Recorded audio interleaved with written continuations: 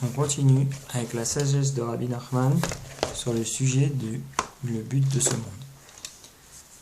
Dans le chapitre 275 du Likutei Moharan, on affirme: sache qu'à partir de chaque bonne action que l'homme fait, il crée une lumière. Un des disciples de Rabbeinu me dit que Rabbeinu avait un jour expliqué cette idée en détail. Certaines personnes ont une lumière qui brille seulement durant un court laps de temps. Lorsqu'elle brille, elles peuvent explorer les entrepôts du roi, puis elle s'éteint et ne peuvent plus faire de recherche. D'autres personnes peuvent disposer d'une lumière qui brille plus longtemps. Elles jouissent d'un temps plus long pour prendre connaissance du trésor céleste. D'autres encore peuvent avoir une lumière qui brille durant une journée entière, et parfois encore plus. Mais il se trouve quelqu'un qui possède les plus merveilleuses lumières qu'il soit. Celles-ci ne s'éteignent jamais, elles brillent pour l'éternité. Il peut donc fouiller dans les trésors du roi aussi longtemps qu'il le souhaite. De là, on peut comprendre que même un homme pieux ordinaire peut explorer les trésors du roi, mais pour un laps de temps limité, dont la durée sera déterminée en fonction de ses bonnes actions.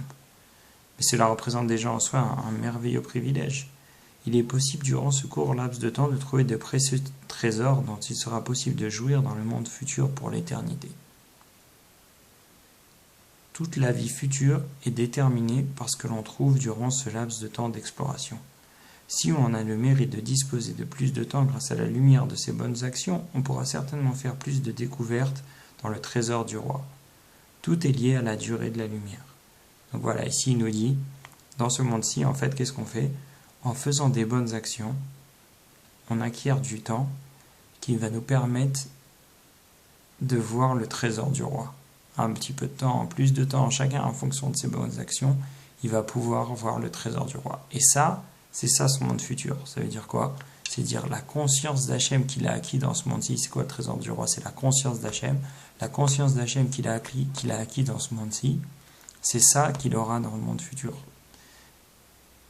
Et donc plus on fait des bonnes actions, plus on a la possibilité de se rapprocher d'Hachem, de Dieu, de prendre conscience de sa présence et donc d'avoir accès à ses trésors.